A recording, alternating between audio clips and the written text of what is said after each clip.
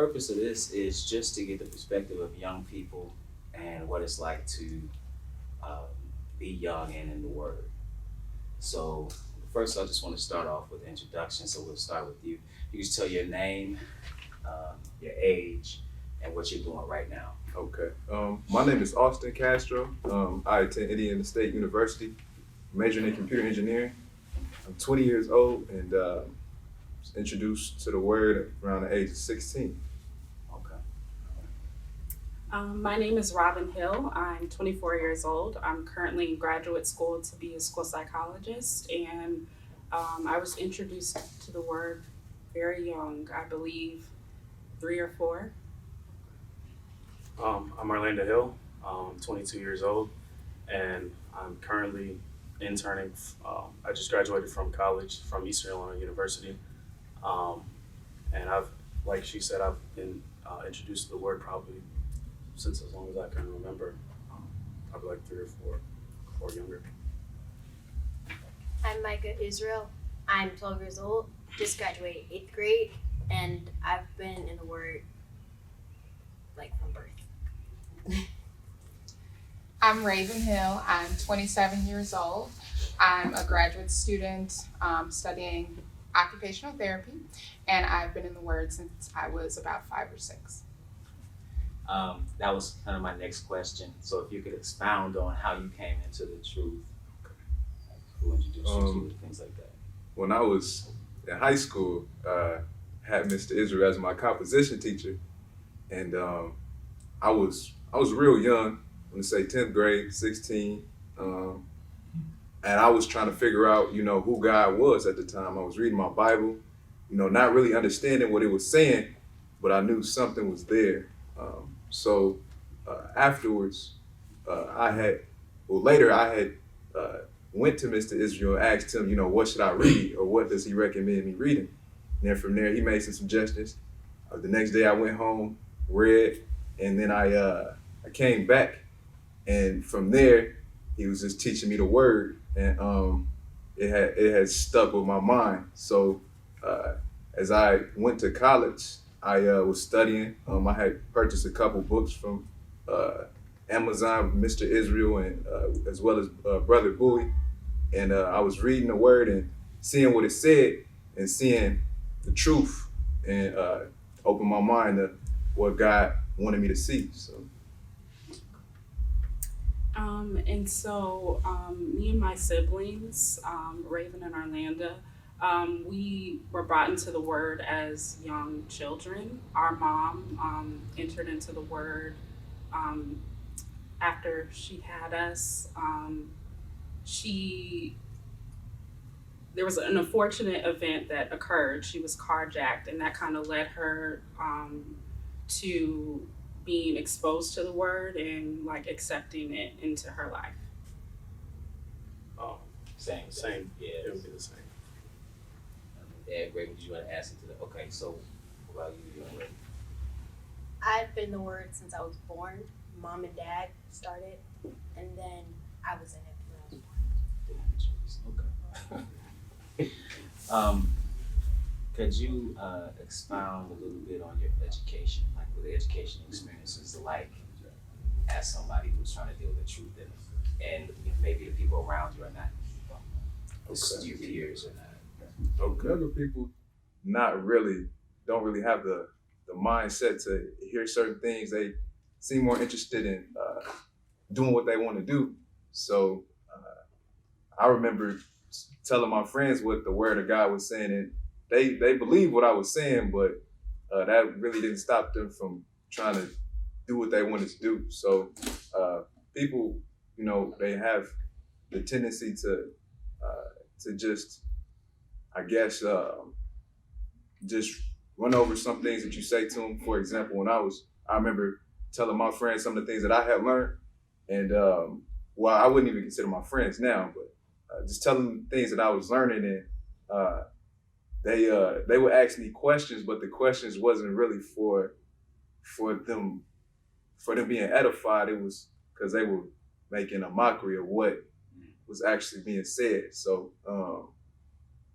a lot of times you run into people that that don't really care.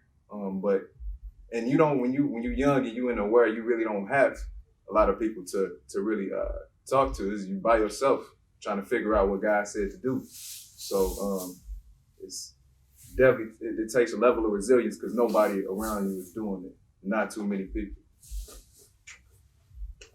Okay, so like I stated before, my field is psychology, and I would definitely say that a lot of the research, I would say that's involved in psychology, what's pushed in the field, it can go against what's in the word. So an example would be like spanking children, like that's something that's not. There's like a set of research that pushes not to spank your children and that it's wrong to do that. Corporal punishment, that it's wrong. Yeah, there's just a lot of research that I would think that it's just it's like contrary to what is preached in the word. Okay. So as far as your peers, how would you describe that experience being young, whether high school or younger, or even in college, and you live in the language you do? How do they respond to you? Is there? I would say that it's difficult to like maintain friendships a lot of the times, because a lot of people don't really want to hear what you have to say. I would say it's difficult. I would say, like you were saying previously, like younger people, especially like millennials, like within this time period, it's kind of like I want to do what I want to do. It's like the age of like speaking your mind, free thought, and when you are not going or abiding by those principles, a lot of times people think that you're like a bigot, or they think that you're like a part of some cult, or that you're weird, or that they may not like you because of it. So my peers, you said high school Or college? ones, some that really stick out, like I was on one of the sports teams there, and we'd have This is high school? this is high school. Okay. So we'd have like practices on Saturdays, meets and tournaments and stuff during the weekends and stuff. And I remember some people, like, they thought that the coaches were treating me differently because like I got to leave early, like when it got darker, like during the winter and stuff. And some of them got kind of mad about that. And I kind of like explained to them as like the reasoning as to why. And, you know, it was kind of just through one ear and out the other. What sport was this? This is swimming. Yeah. Let me think. Some peers in college. So can I ask you a question about that? Yeah. So did you stay on the team the duration of like when did you start that? When did I start Swimming, swimming? like on the team. It was my sophomore year. Okay, so did you stay until senior year? Or you let it go? Well, this more so happened probably like my senior year. When they did that? Yeah. What were you gonna say after that? So I can cut you off. My college peers, I would say, people like that I've known for like my duration throughout when I was in college. I told them, like, because they would ask me to go out on Fridays, do this, do that, and I told them like I can't pretty much, and they asked me why, and I explained, and they were pretty cool about it. I guess they didn't really like judge me or like laugh or anything, or like you said, mock me or anything. So Yeah. Go ahead. I'm sorry. I said I didn't really have a problem with my college peers. So you have close peers now. You think that you still close relationships with people that are not in the word, that you deal with them. You can. Yeah. Like, is this from college? Guys or from high school? Or, I would say both. Like that was just specifically those people that were like mocking us. So those specifically people that were on the swim team. Gotcha. But like my other friends that I interacted with then, they didn't have a problem with it either. They just didn't ask too many questions, but they didn't really have a problem with it. Well, I'm homeschooled, so I think we me being in the word as a result of me being homeschooled. So I wouldn't go to regular school. There's usually nothing like people around when you're homeschooled, because you're just at home. So my peers, I would have to say, are at dance class. I have dance class, and I can't make recital because that's on Saturday. They don't really say anything about it really. They'll ask why, and I'll just tell them like I have church on Saturday. And they're like, that's pretty much it. How about your teachers, dance instructors? They're understanding. They don't really ask me. And you're about to start high school, right? So, like, growing up in the Word is challenging when you go to a school with people that don't believe what you believe.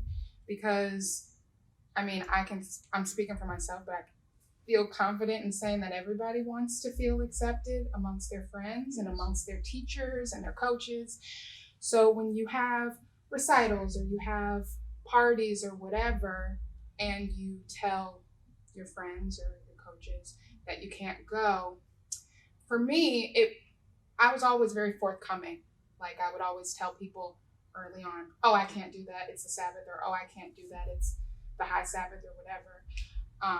But internally, I felt growing up that I was missing out, because then the next week they were talking about how much fun or whatever that they had, or they were talking about, oh, if you would have done the competition, you would have beat so-and-so, or whatever, you know? So it's always this feeling of missing out. But I think as I transitioned out of middle school, out of high school, and into college, and I just became more confident in my faith and more confident in myself and who I am and what I want, you know, the trajectory of my life to look like going forward. I became more confident in that, and so I don't have a problem as much as I did before with the reactions that people give me. In your opinion, what's the most difficult aspect of being this young? Because you're from 27 to 12. That's the range. What's the most difficult aspect, you think? Most difficult aspect for me is myself. Just having to keep myself under control and being surrounded by people who are not doing that at all is difficult. And especially, I don't know what college life is like now. When I was in college, it was insane. It's extremely wild. We partied from Wednesday to Sunday morning. It hasn't changed. Okay, it hasn't changed. So a lot of temptation. Right, absolutely.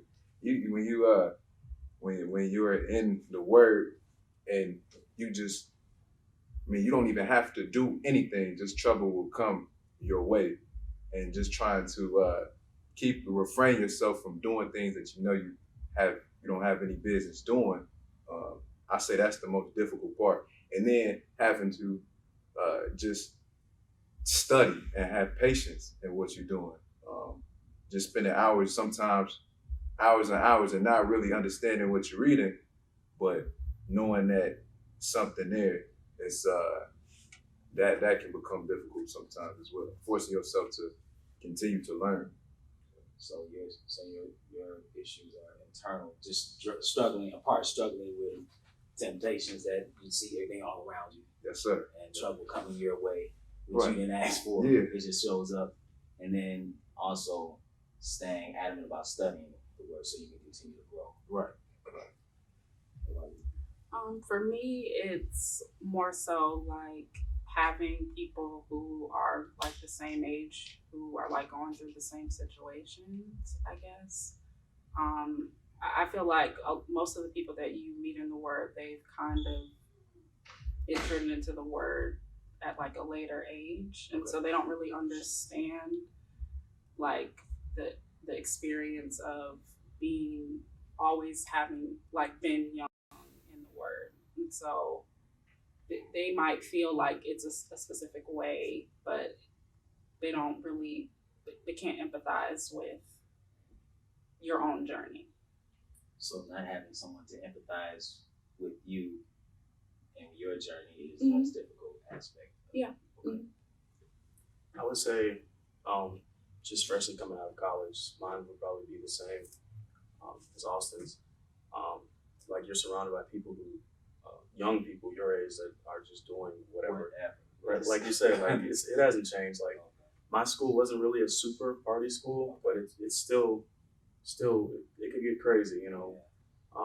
Mine was at the time was one in the top 10. Playboy ranked it as one of the top 10. The top 10 went in the top 10 party schools in the country. Really? Yes, it was wild. At the time, it changed. Yeah, I'm sorry, Chris. No, you're fine. But yeah, just people constantly doing whatever they want and trying to like entice you to do those things with them because you know they're your friends, you know, and you just happen to have the confidence to say, no, I can't do that at this particular time or this particular day or you know whatever. So that would be, I think, my biggest hurdle. What about you? I think it gets like tiring telling people why you can't go over and over again, you know? Because like the girls at dance class, they'll ask, why aren't you on your recital? And you have to tell them over and over again. So it's a little difficult. Also, like, I don't have a lot of friends. So that too. And I homeschool, so it's not like people to talk to much. Understood. You've been kicked out of Of a dance school, 'cause I couldn't Why go to they recital. why they kick you out? Because I couldn't go to recital because it was Saturday. Okay. What about you, man? I think that's frustrating, like Micah said, telling people over and over again, especially the same people having the same conversations or new conversations with similar types of people. You're like getting the same types of reactions. I'm just a few more questions. What do you think is the most significant problem facing youth in general today?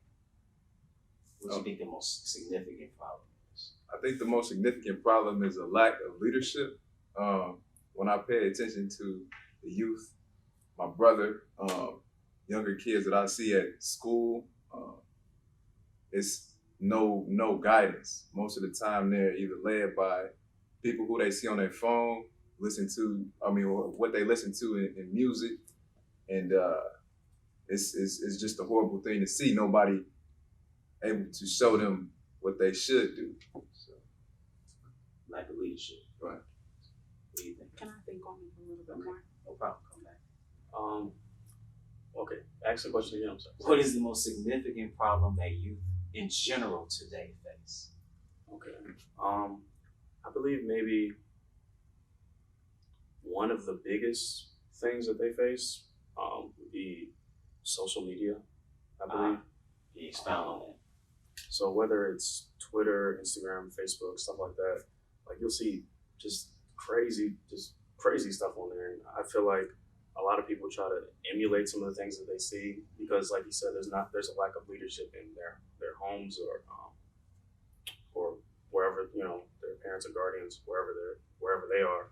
And I guess they try to use social media as a way to compensate for that, I guess. I feel like I don't know. Yeah, that social media piece, to me, social media is just toxic. Yeah, exactly. It's a toxic space to where it's so negative.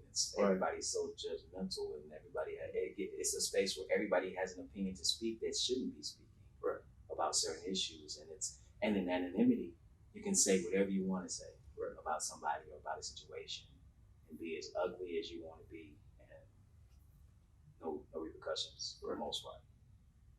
Facebook jail, that's about it. You know what I'm saying? Right. You have an opinion? I think what's portrayed on TV Me difficult. The media on TV. Like, can you give me an example of what you mean?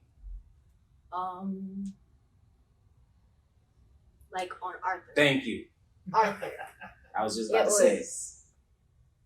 Can you explain? Arthur's Because they don't teacher- know. They Arthur's don't watch teacher. Arthur. Mr. Rapper.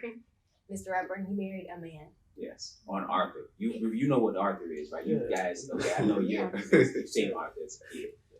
Yeah, that kind of stuff. That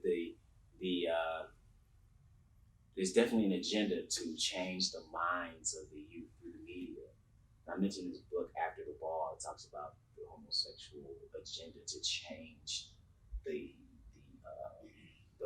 United States perspective on homosexuality, and it's a book written by two psychologists, I believe, and they talk about how they these three methods they use to change people's perspective. So when they show homosexuals in the media, or in let's say a sitcom or something, they would oftentimes make them a victim, oftentimes make them funny or likable, or purposely do this, ultimately to change people's mindset. Because older people, for the most part, a lot of times are less likely than young people to agree with homosexuality and same-sex marriage. But it's not about older people; it's about the generations to come. So definitely, Arthur. And in Alabama, just a side note, they refused to show it on public access in Alabama. Yeah. But anyway, what do you think? I agree. I think social media, because like you guys said, you can get, it may not, be a whole bunch of people, but you can get 300 people to bash you for saying whatever you put online, and it seems like a lot, and then you feel that pressure to do crazy stuff or to say crazy stuff or whatever. So even online talking about abortion or same-sex marriage or all these big issues, but you have these crazy people and these crazy posts posting, just different things, and you get so many likes and you get so much validation for your wrong opinion. Right? Yeah, you told people from social issues like that, because it's become the public square. It's the public square is not in the street; it's on social media where people come. So you get validation for being moral. From a moral perspective, you're totally wrong, and then the validation to me from being seen as beautiful or attractive on social media. It's kind of that's toxic too. You do things just so someone can tell you, "Oh, you look nice." It's an odd time we live in, for sure. Let's see. Can I answer Sure. that Oh, I'm question? sorry. Yes. Yes. So I would say, kind of based off the leadership thing, I work in schools, and so what I see a lot of the times is a lot of kids now these days are growing up in broken households, and so it has an impact on them getting an education and them having the resources that they need to be leaders. So how could you even be a leader if you're coming from a broken home? It's difficult. You don't have an example. So speaking of broken homes, so you're working with our children, right? Yes. So we're having it's the out of wedlock birth rate is over 70%. So over 70% of our children are born outside of wedlock. There's a great degree of fatherlessness that is associated with poverty, that is associated with failure in school, juvenile delinquency, health of children. Whether or not a child will grow up to be violent, whether or not a child will end up being sexually molested. How do you address? What do you think you need to do to address these problems that you mentioned as far as the youth? How do you address some of these problems? What would help? What do you think?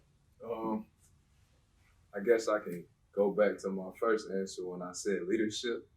I see a lot of people, and I'm not saying that I'm the prime example of what you should do, but me following God and having a level of self or a moral compass.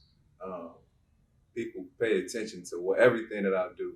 Some things that I say, people people listen to what I say and how I say it and the things that I do, and you can see that it impacts them.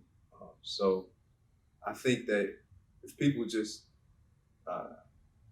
or if people are led by God and they see other people that's actually doing it, it definitely changes their way of thinking. So you see having a moral compass. Yes, sir.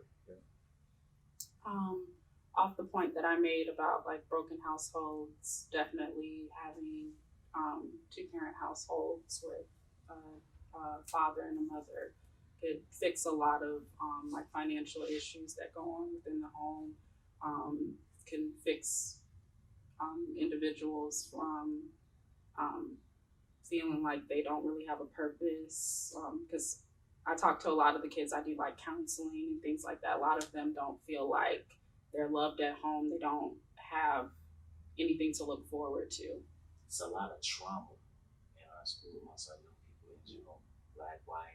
It's a lot of trauma that they're dealing with. And you're expecting them to go to school and learn. It's like you don't know what's going on at home. Mm-hmm. How are they gonna learn where, you got kids that are homeless, you got kids that are just dealing with a lot of different things, Yeah, dysfunction in the home. Yeah. It can be difficult, extremely difficult, just having to go in a classroom setting, and a lot of times the people that you taught by are not people who you should be taught by. So just sitting there, just thinking like, man, like I'm really wasting my time in school. You have to have patience. Are you saying? Let me ask you just for clarification. Are you saying you should be taught by them because they're not qualified to teach the material, or they're not qualified to impart upon you a moral compass, or like which one do you mean? Both. So you can have teachers that can't teach just because they don't know how to, and then you can have teachers who teach you because, well, not even teach you. They just in a position to teach because they hate you. So I've had teachers that have called me out of my name just for not going along with a certain agenda. When I was in high school, I had a teacher kick me out of the classroom because I would not stand up for the pledge. On my way out the door, she called me a jackass, called me out my name, and it was another young lady that was in there that was asking her why she did that, and the teacher told her that if she believed in the same thing that I believed in, she can go to another country. Kicked her out too, and we were just both in the office.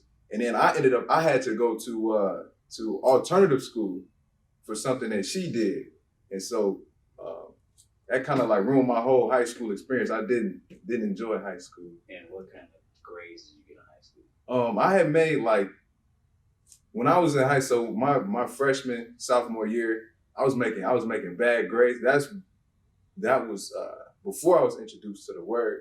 And afterwards, I had a level of understanding, and I went and did the schoolwork. I was making A's and B's. Out the class, out her class, I had like a D or an F, if I'm not mistaken. So. And you're what kind of student now? Oh, A B student. I'm an honor student now.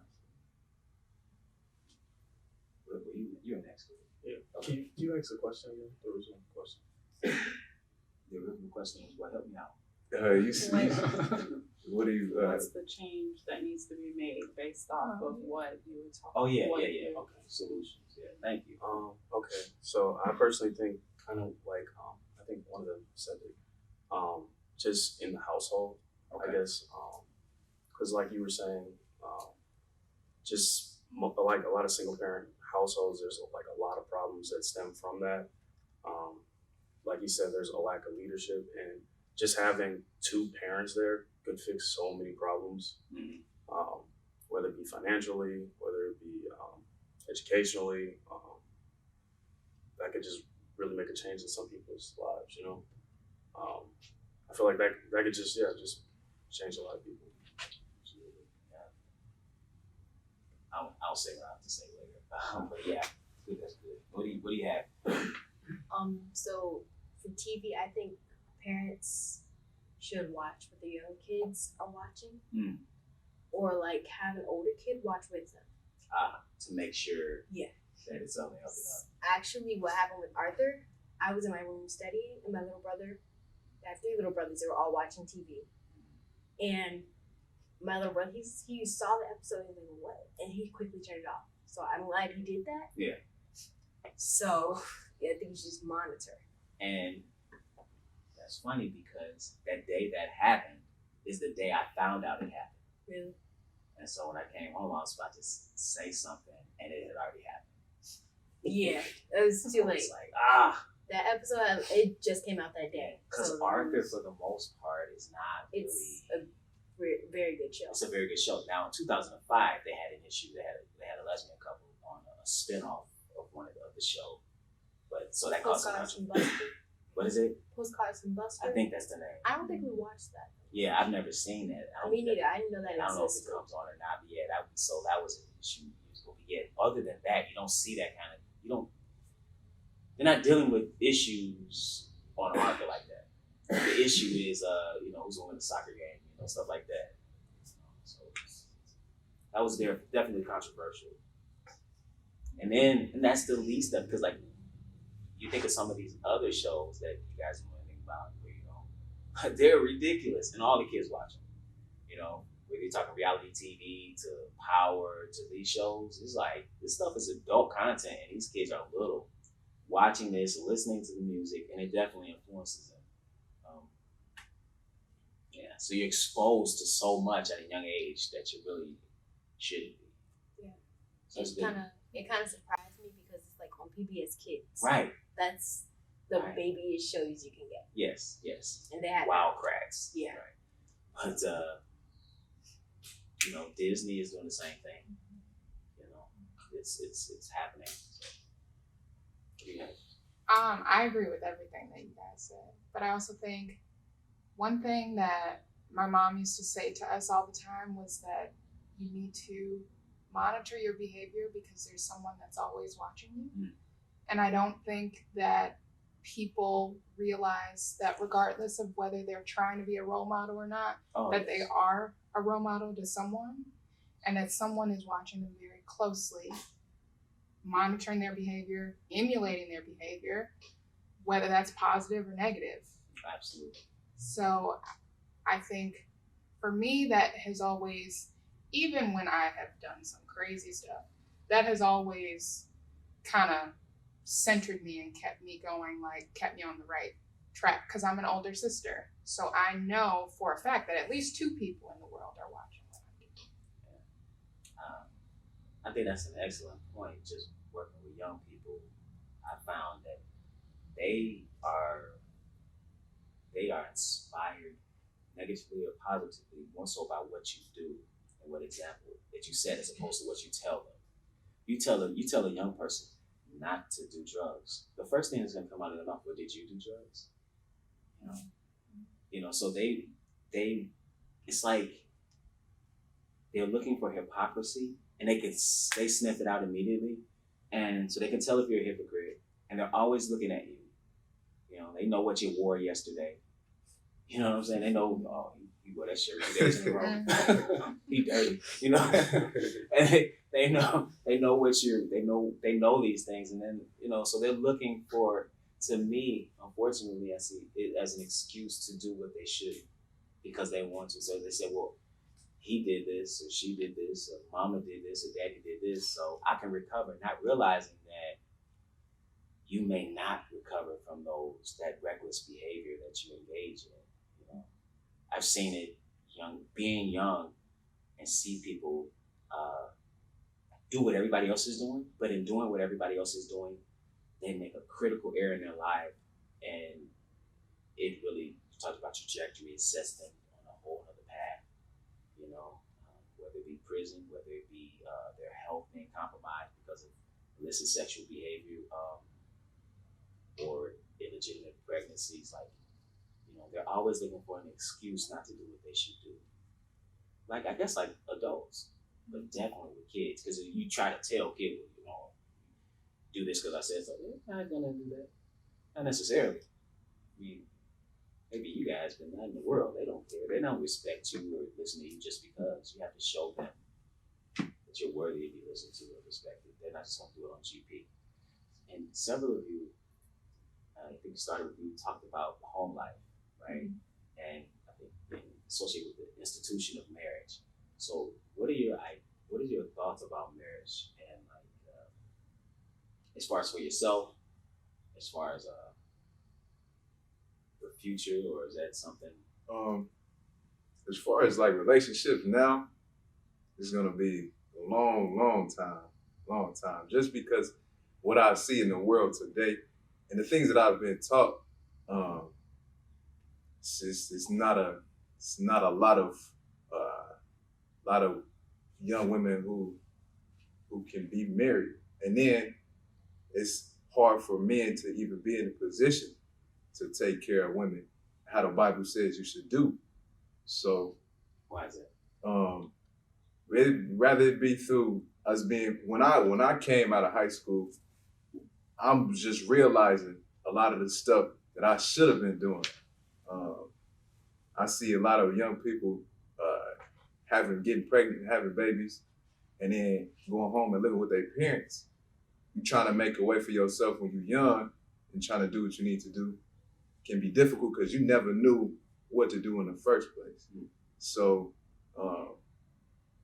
it can be society is trying to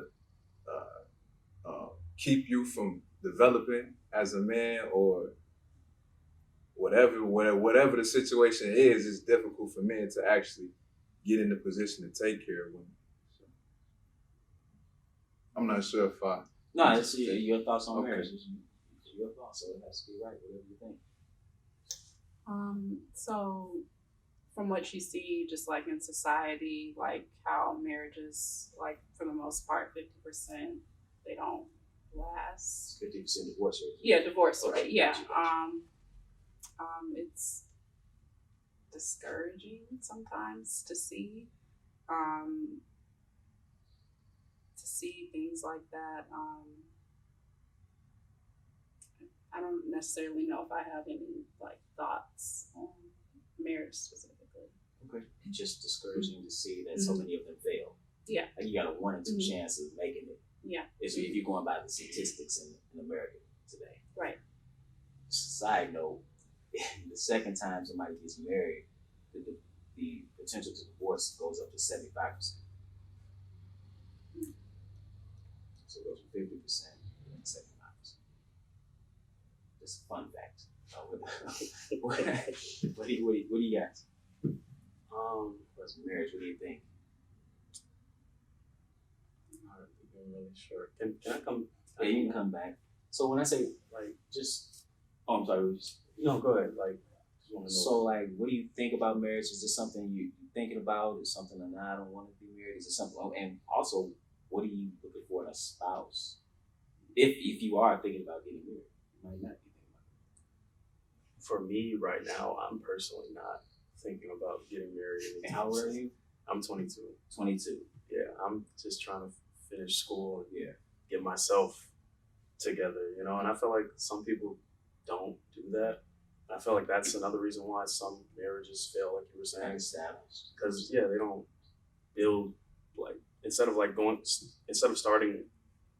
building themselves up initially, they just rush into a relationship because some people are lonely, they feel I guess neglected, I don't know, and they don't really have a You need to be base. with someone. Yeah, the need to be with somebody. Yeah, Right. solitude for some people is unbearable. Right. Or in a psychological perspective, they can't. Solitude. Dickinson has that poem, "Solitude of Space." She talks about choosing one's person, or the soul selects her own society. She talks about choosing herself above being with somebody. So she embraces, to a degree, a solitary life. And that's not for everybody. Right. Obviously. But I was just curious as to what you guys think. So, and that's a good point you said about, building yourself up. I think particularly for men, because what I'm seeing right now is women are driven. Women are driven. They're doing their thing, and guys are just like, we'll play good. Right. Playing NBA 2K. I'm like, look, you're 29, bro. You're 30. You still playing video games? Like, what are you doing? That whole idea of building yourself up first to have something to offer. It doesn't mean you're living in a mansion, but certainly you should be able to provide. Right. Definitely from a biblical perspective. And you see a lot of guys are not doing that. But women, on the other hand, are extremely driven. They outnumber men in colleges and universities. They are thriving. But when it comes to our women in particular, the higher they go, the less likely marriage becomes. So it's like, okay, you've done this through your prime years, because it takes a long time to establish education, like you say, grad school, so I don't know. What do you think? I mean, you far from being married, but I don't even think you about don't even it. think about it. Good, that's good. When you do, I'll be there. Can't bring any fools home. Yes. I think I was really fortunate to see a lot of different really stable relationships, both in the Word and not in the Word. I'm at an age now where a lot of my friends are getting married and having kids, and it is kind of discouraging because I know from being in a household where I was raised by, a married couple where one parent was in the Word and one parent was not, I know how contentious that can be. And even though I don't have any complaints about my childhood, it was positive and it was loving, but seeing relationships that have thrived in the Word makes me desire to have a relationship in the Word. The one thing that one of my family members just told me a couple weeks ago was that, because I'm preparing to graduate, and we talk about these things, like about, the future and about getting married and, my life afterwards. And she said, Raven, you have everything going for you, but it's just that religion thing. I don't think anybody's gonna want to be with you because of that. And I was like, really? The religion thing. Mm-hmm. Wow. And that, from her, that was a kick in the throat. Like that one really hurt, because it's like, I was always taught not to settle for anything or for any person. And that is an area in which I will never settle. So, I'm coming, or in the process of coming to terms with, if that doesn't happen for me, then it wasn't meant for me, and I have to accept that. But that is something that I want. If I can add, I think that when I do see young women at school, and I see them, there's two things that cross my mind: either A, she's doing what she needs to do, or B, she's going to destroy me if I invest into this woman. If I do consider marrying a woman, I think I would want a woman that's going to increase my strength. Oftentimes when I'm in school, I see men or young men, they talking about that they want a girl because they don't want to be lonely, and then they just want a girlfriend because she look good, or whatever the case may be, as if they don't have a purpose. So people are not taking the time, or a lot of young men are not taking the time out to fulfill their purpose, or not even seeking it out what it is. Yeah. So a lot of times they can just be, psychologically they can be gone from investing so much into young women. And then the young women that I do see,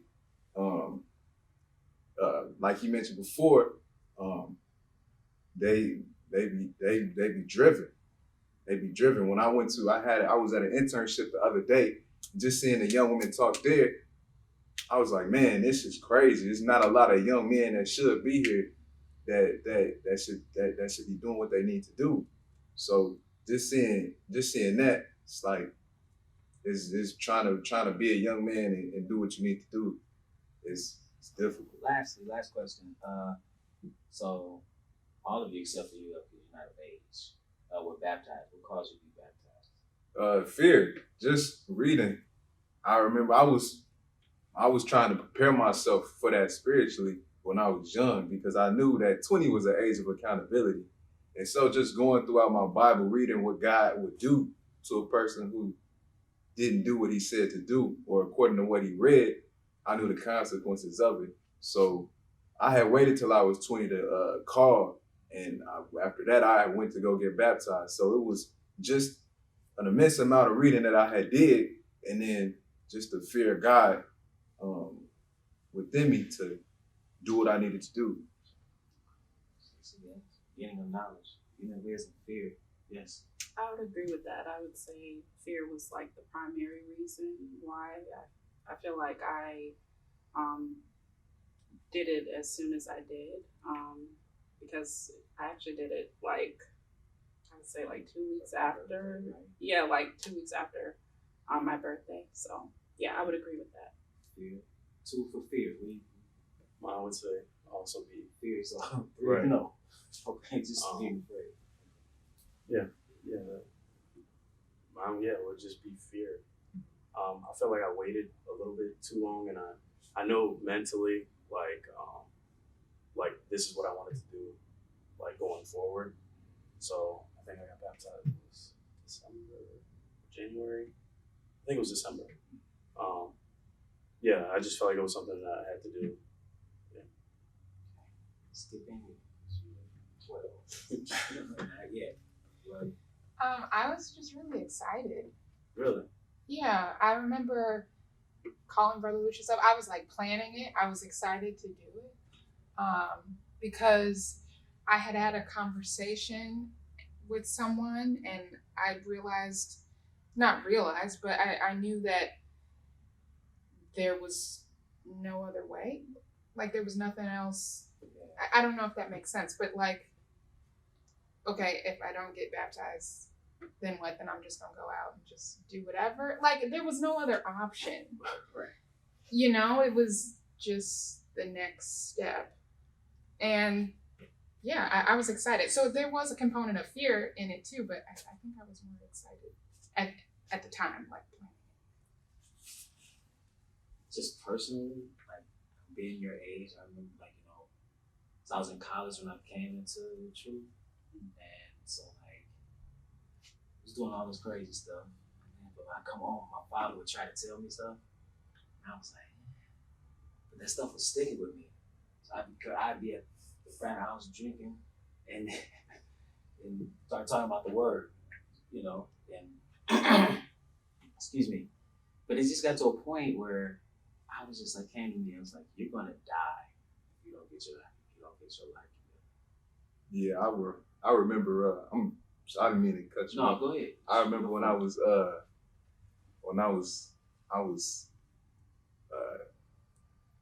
think it was when I was in school. I was watching video of engineering disasters. It was just talking about how these engineers were building these magnificent buildings and all different types of ships and airplanes and whatnot, and how when the disaster did strike, they was just dying. And so I was just looking at that. I was like, man, like one day I'm gonna die. So it's just like, yeah, like you don't have forever. Like you can't procrastinate in what you're doing if you're gonna serve God. So I always tell a story of getting shot at all these campuses. Yeah, It's so great. I think back. I said, man, what if I would have died like in that state? That's a terrible way to go. So I'm finished with questions. I don't know if anybody had any closing thoughts or anything on their mind they want to share or say. Oh, go ahead. yeah, I think it's think that it's necessary for young people to seek God while you're young, and you'll find him. I remember just looking in my Bible, trying to figure out what I needed to do, just knowing that it was something there, being as young as I was and just going through a rough time in my life, and then didn't know that I was going to be introduced to a man of God who's going to be able to teach me. So if you're young, you should just seek God and you'll find him. I'd just like to say thanks for your insight. Hopefully somebody young like yourselves will be encouraged by what you said. So I appreciate you very much. Good group. Thank you. Thank you.